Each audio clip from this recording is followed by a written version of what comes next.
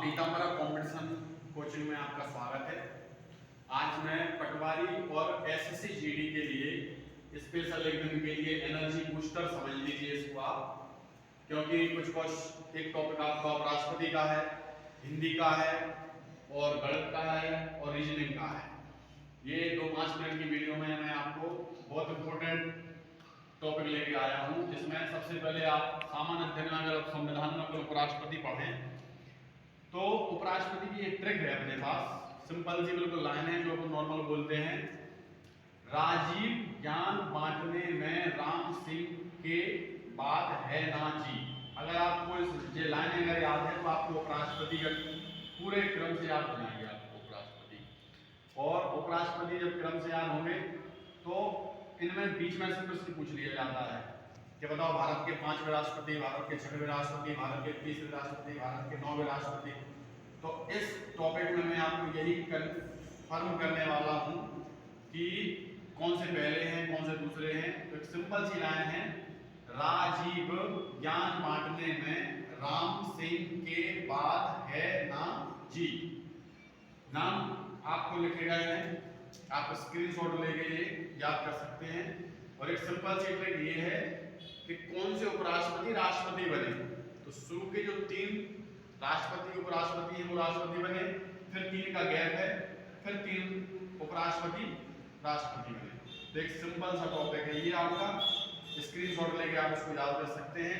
Trick normal है बिल्कुल। इसके बाद अपन हिंदी में पढ़ते हैं तो हिंदी में वाक्यबोध है।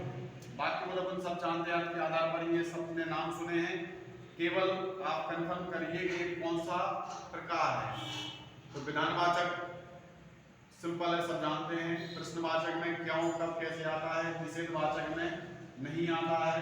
संकेत और संदेह, संकेत और संदेह या मैंने यहाँ समझाया आपको कि संकेत में किसी पर निर्भर होना बताया जाता है इसमें, जैसे गाड़ी पर निर्भर है वह व्यक्ति, गाड़ी मिले तो वह जाता है। और संदेह में ये शायद या संशय का होना। और इच्छा और आज्ञा में जो अंतर मैंने बताया कि इच्छा में हमेशा आपको एक ही मात्रा मिलेगी ज्यादातर, और आज्ञा में आपको ओ की मात्रा पर जोर दिया जाता है। तो ये आपका हिंदी का टॉपिक है, इसमें से क्वेश्चन बनेंगे, स्क्रीनशॉट लेके आप इसको पढ़ सकते हैं। औसत, औसत में मैं आपको ये नॉर्मल 6 फॉर्मूले बनाए, 1 से 2, 1 से 2 और 1 से 2। सिंपल, अगर आपको ये नॉर्मल क्वेश्चन है, सीधे सीधे क्वेश्चन आना है, क्योंकि आपको मालूम है कि एसएससी जीडी में 60 प्रश्न करना है, जो कि इस बार पहली बार हुआ ऐसा। तो क्वेश्चनों की संख्या एवरेज ज्यादा रख दी है समय के हिसाब से। तो ऐसे क्वेश्चन सीधे सीधे क्वेश्चन आना है पेपर में, केवल अपनी समझ और से अपने क्वेश्चन को हल करना है। नॉर्मल से सवाल है, कोई भी प्राकृतिक संख्या का औसत पूछ रहे हैं +1/2, जब भी औसत में अपन संख्या का इंटू कर देते हैं तो उसका योग आ जाता है। ये औसत है, ये संख्या है n। तो इसका मैंने उदाहरण के लिए आपको बताया, स्क्रीनशॉट लेके आप इसको हल कर सकते हैं या आप कोई वीडियो देख सकते हैं इसमें। प्रथम एवं विषम संख्याओं का औसत सबसे सरल फॉर्मूला होता है ये, ठीक है, जो केवल n है। जो भी आपसे संख्या पूछी जाएगी प्रथम एवं विषम के लिए वो वही आंसर रहेगा। योग के लिए कोई औसत में संख्याओं का इंटू जो संख्या दी गई है। ऐसे ही प्रथम सम संख्याओं के लिए अगर आपको आता है प्रश्न तो n+1 रहता है इसका क्वेश्चन, और इसमें अगर योग की बात करें तो n+1/2 को में 2 हो जाता है। तो ये नॉर्मल से उदाहरण दिए गए हैं, इसमें आप समझ सकते हैं इसको। बिल्कुल सीधे सीधे प्रश्न आना है एसएससी जीडी में, और पुराने पेपरों से कुछ सीखा भी है हम लोगों ने और आपको बता रहे हैं कि इसमें से ऐसे प्रश्न आते हैं।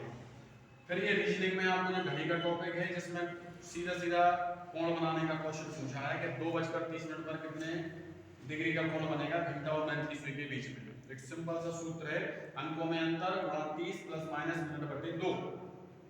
तो जो अंकों पे जो सुइयां हैं, मिनट की सुई, घंटे की सुई, उन अंकों को आपस में घटाते हैं, इनटू 30 का करते हैं, हर बार फॉर्मूले में है।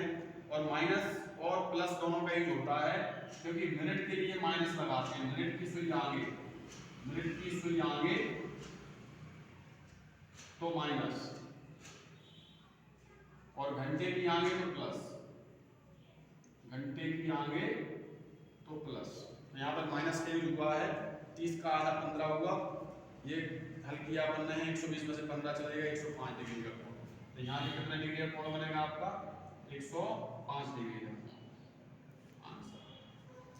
तो इस प्रकार से मैं आपको YouTube के इस चैनल के जरिए आपको एक तरह का ये समझ लीजिए कि एनर्जी बूस्टर के रूप में मैं लेके आया करूँगा, और इससे आप ज़्यादा से ज़्यादा शेयर सब्सक्राइब करें।